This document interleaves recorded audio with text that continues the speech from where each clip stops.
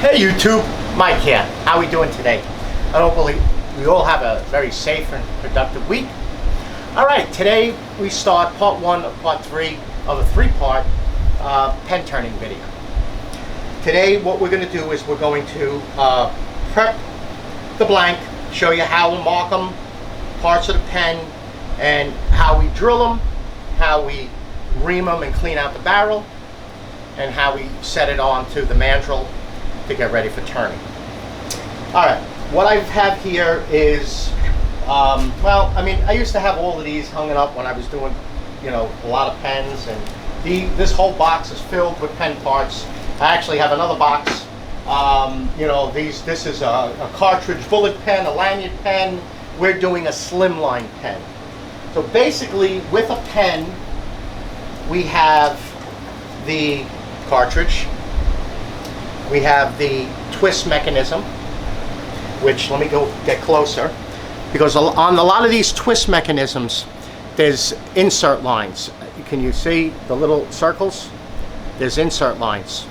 So this piece here gets threaded into here, and then when you turn this, it will turn the pen in and out of the bottom shaft. Then we have the clip. We have the clip with the center divider, and then we have an empty bag. Oh, here we go. And then we have the end cap, which caps the clip on, and the nib that the pen tip comes out of. And all of that, well, we don't need this anymore, so let's just put this here.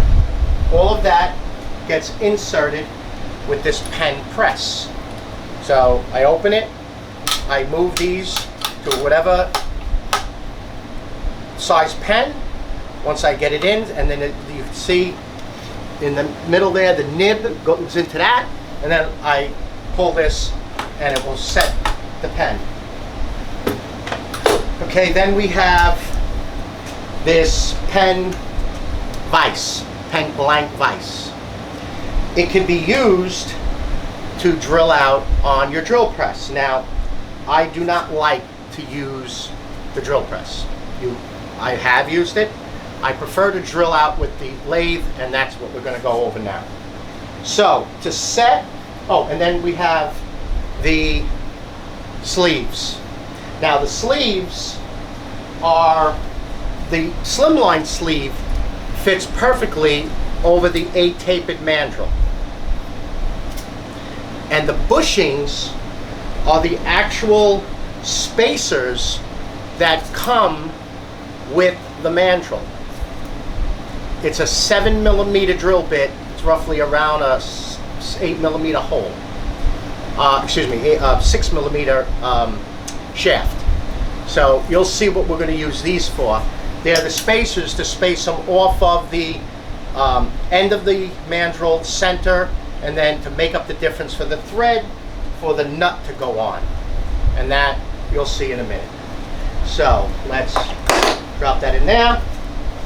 Oh, okay, now we have, now I already did the original blanks. I'm not going to go through and do, we were just going to do one because one is the same for everyone. But with the barrel trimmer, and let me get up close here, this is a barrel trimmer for a slimline pen. As you can see over here, there's another 1, 2, 3, 4 of them for different size tubes. So each pen is different, and I'm going to show you some of the other pieces. So when you're trimming the slimline pen, this goes in, cleans out the barrel. You're doing both sides. So see, even though it doesn't come out the back of the barrel, you're cleaning out both sides of the barrel. And this is trimming the end of the piece of wood to actually mate up with this brass. Because when you cut your blank, okay, your blank is going to be just a little bit bigger than the actual tube. Oh, see, I moved it. You see, it's a little bit bigger.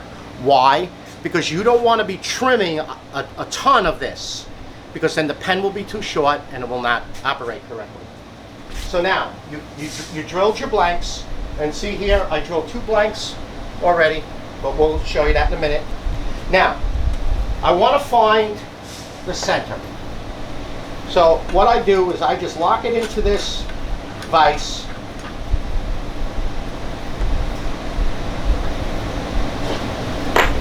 And I come over with my, and this is a Grox center finder. I used to have a cheap one. I bought this one. It just will last forever. And I make my X in there. And now I found my center.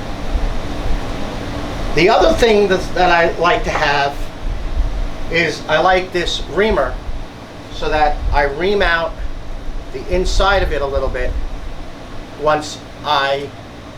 before I insert it in. Then they make this insertion tool that will insert this in, but I find that the glue grabs onto this and I have pulled out the tube and then the glue already set, and I was shit out of luck. So I have one and there's glue all over it, but I honestly really don't use it. I use the reamer more. So now I found my center. I'm all prepped. Oh, I also have, and every pen kit that you get, if you go into Woodcraft, you buy a pen kit, they're going to give you one of these instructions. And as you can see, I have tons of instructions. If you order through Penn State, when you order it, you're going to get the instructions. Now, with these barrel trimmers, there's 5 standard sizes. All of the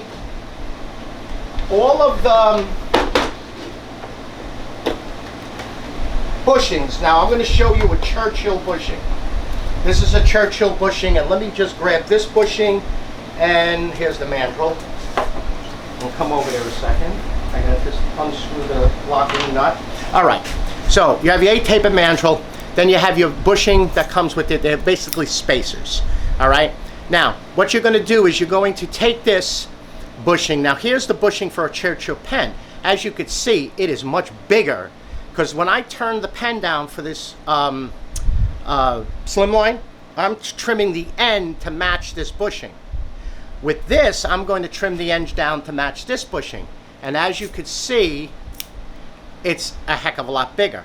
But I want the actual end of the pen to match this. So this is inserted. This is the center. I'm going to have a bushing here without a ridge, only a ridge on this side, and then another one with a ridge on this side.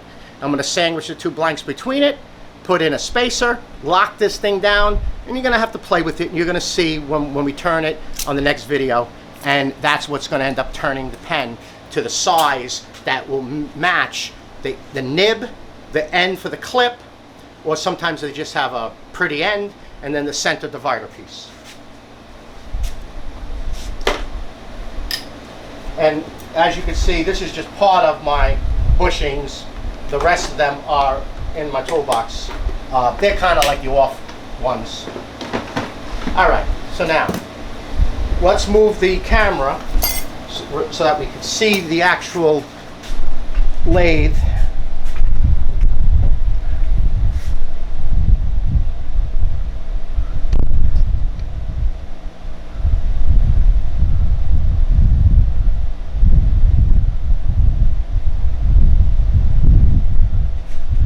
See everything? I think so. All right, let me get this stock back on. Lock that in. I think we're too close. The reason I'm doing it like this is when I first was starting to look at doing pens, you know, everything is fast forwarded. I wanted to see the whole thing. All right, so I'm going to remove my center, and I'm going to put in my Jacob's chuck. You want to pull this back until you see the Jacob's chuck move. See, the Jacob's chuck's moving. You want to go forward, hit it in, that's it. It's locked in. Lock this. All right, then I want to put on my headstock chuck. And then I want to put in my blank. Now, I could have used other heads here that would have grabbed the corners, but you're turning this thing down, so it really doesn't matter. And then I'm going to take my 7mm brad point bit, make sure it's centered.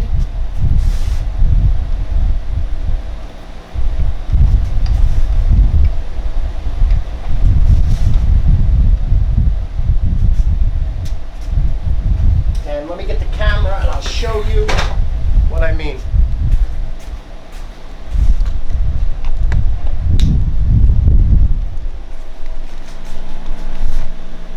See how it's centered on there?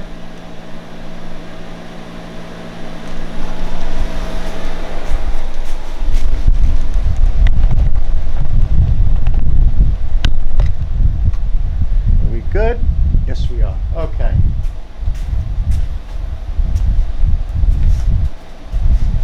Now, I marked the bit for the depth of the blank. I put a black magic marker on the bit. Unlock this.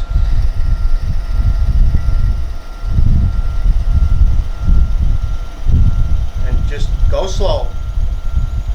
Now, I may have to reposition the tailstock.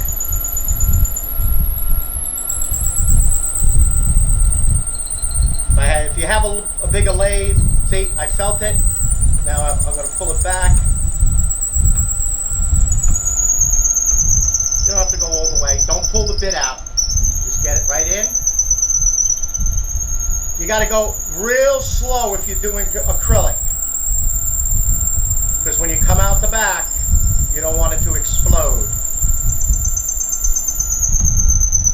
I'm through. Pull this back just a little bit. Shut off the lathe. And get this. Now, we don't need this anymore.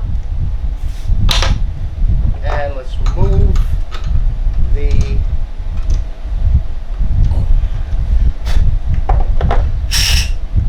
and there's the hole right through.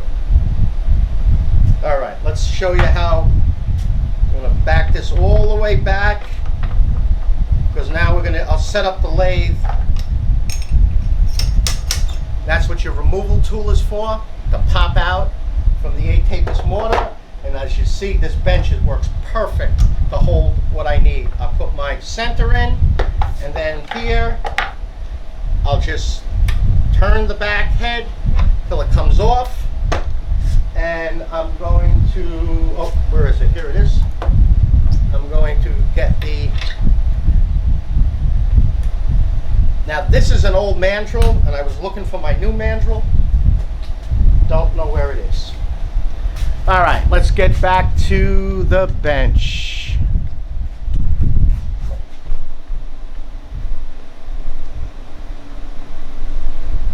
All right. Now, we don't need this anymore. I'm only going to do one because I did the other two, and one will explain perfectly. All right, before I put it in, I'm going to give this a little bit of a ream. This will do more reaming later. Now, I have this set of sandpaper from Wood River. 150, 240, 320, 400, and 600. That's what I'm going to use progressively to sand down the wood. You can even use these for acrylic. There is a serrated piece across there, but I guess I pulled it too much and it broke. All right, I like to take the 230 and scuff up the blank real good. Do it in small sections.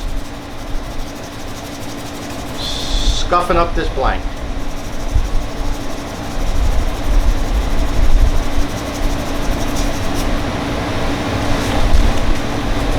Go to the end, scuff it, go to the other end, scuff it, and that's the way you want to see it. Nice and scuffed up. Oh, also, when I pull off that sandpaper and prep it, I actually, and I know on the back of it, it does say it, I take a black magic marker and write I said 230, it's 240, I write 240.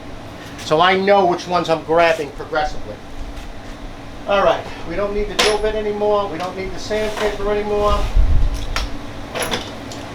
Now, drill bits, let me show you. This is my set.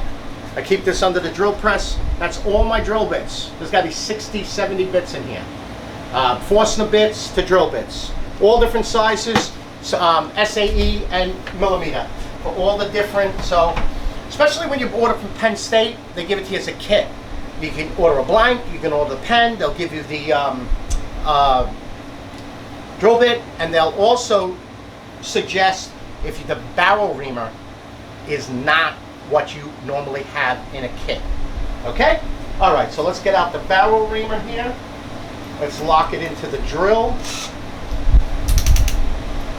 We're going to double check to make sure that yep, it's bigger than what we need.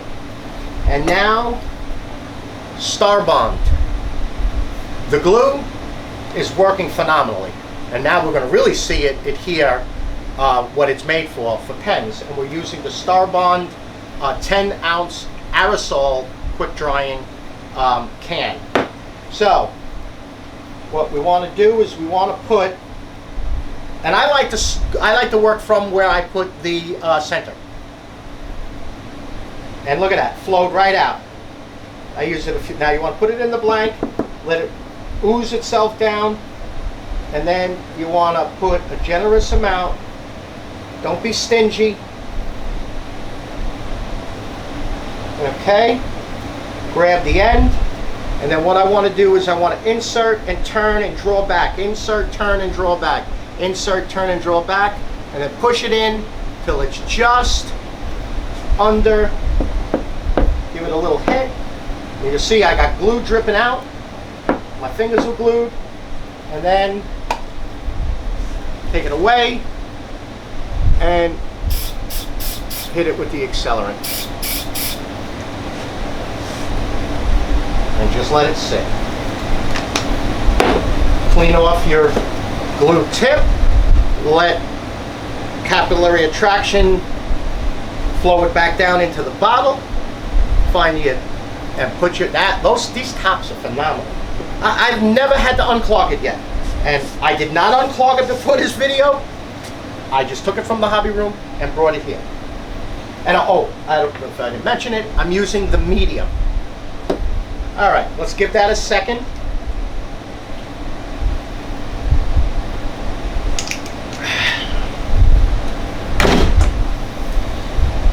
Those of you that seen the other video, man, I should have done this electrical service a year ago. Unbelievable. Nothing has stopped. All right, so now you have your blank, you have your barrel trimmer. Now I know that this wood is soft, so I'm going to go very slowly, and I'm starting on the end that is, so I made a small recess, and you see how it's shiny? That's what you want to see. You just want to get it shiny. Not real shiny, because you're going to start taking off brass. Now the other side's going to have a deeper insert. Also, best thing to do is to clean out the middle of the trimmer. There is going to be glue in there, because you want to be able to, because remember, you're not going all the way through. And then here, now if this was hardwood, ash, oak, put it in the vise and do it. But I know it's soft wood, so go on and off, pull it out, check it.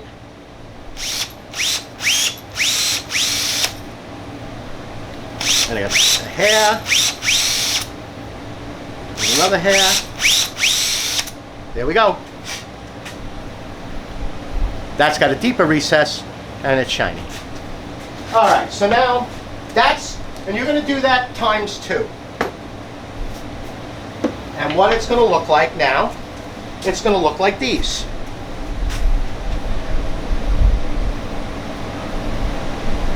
That's the way they're going to look. And it doesn't matter that one's a little bit bigger than the other.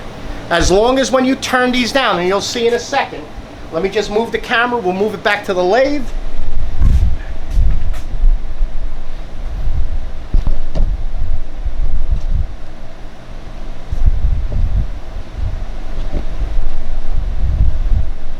Okay.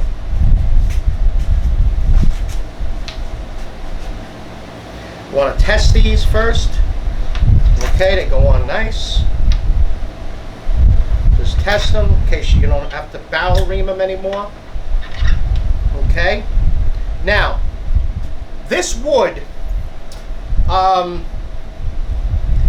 is pretty much, it doesn't have a heavy grain, but I still like to remember that I had the 2 shallow ends going, that's where I cut them. So what you want to do is you want to make a mark on it so that when you put your pen back together, you know, because when you take it off, well, of course you're turning it down, but you want to put it on the lathe in the direction of your grain so that when you take it off, and I move it over to that box, you want to keep the same orientation so that the grain is going in the same direction. So I'm going to put on 1 small spacer, and then I'm going to put on 1 blank, then I'm going to put on another spacer in the middle, and then the other blank, and as you can see I have the 2 marks going in the same direction. Then I want to put on as many as I need to get into the threads here. So I can add another one. Doesn't matter, as long as you have threads here. Let me move this out of the way, because that's pretty stupid. You want to still have threads here, because, alrighty, anybody see where I put it?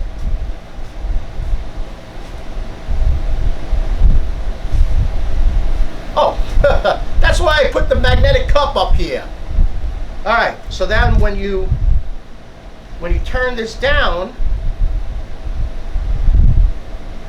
you tighten this. Now, of course, your tool rest needs to be over here now. And then also make sure that your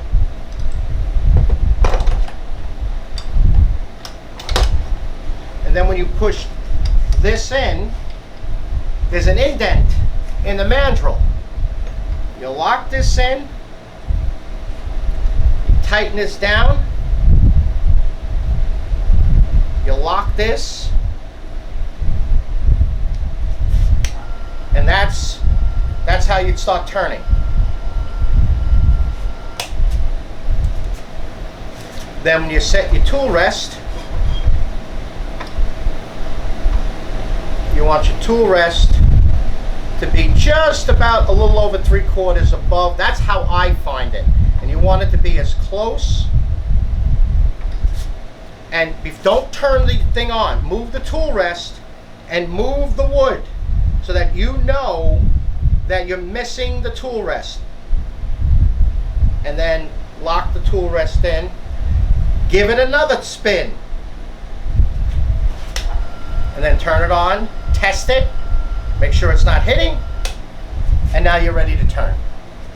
All right, let me move the camera back. I lost the Jacob's chuck.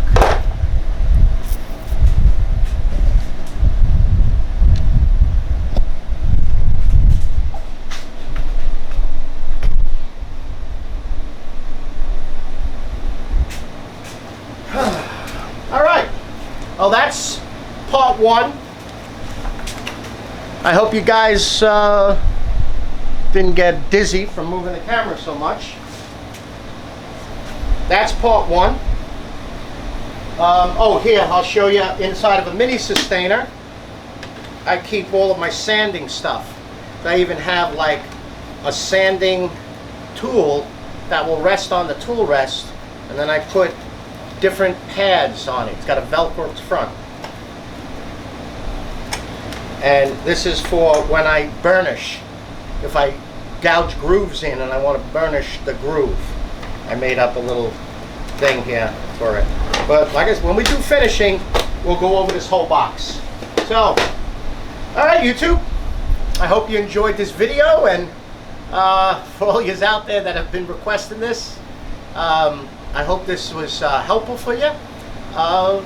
Next video will be part 2, and we'll go over what chisels I use and how to position it onto the tool rest and how to cut them down. We're going to cut this. We're going to cut these right down to a shape that'll match for the pen. And what we'll do also is once it's on there, then we'll prep it to sand it, and then we'll assemble it. Okay? I'll put my email in the description below. If you have a question, or if you want a mic switch up sticker, just don't hesitate, send it in, and that's it. I hope you all have a good week, and I will see you on the next video. Okay? Take care. Bye-bye.